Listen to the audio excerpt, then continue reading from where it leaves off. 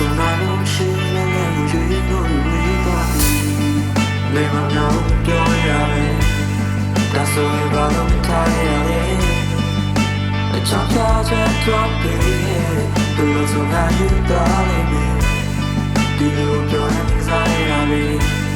လို့ဆိုလို့ကြောက်နေထားရပြီဒီလိုကွာလို့ဆုံးပြသွားတယ်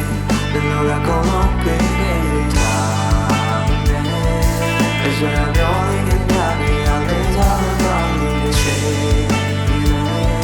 အချေကောင်းနေတာကတော့တော့လည်းကောင်းနေတယ်ဒါမျိုးစောင့်တတ်ချင်တယ်နဲ့ငါကိုစောင့်တတ်ချင်တယ်စိတ်ကြီးရှာလို့တွေ့တယ်ဒီလိုနဲ့ကတော့ဝေး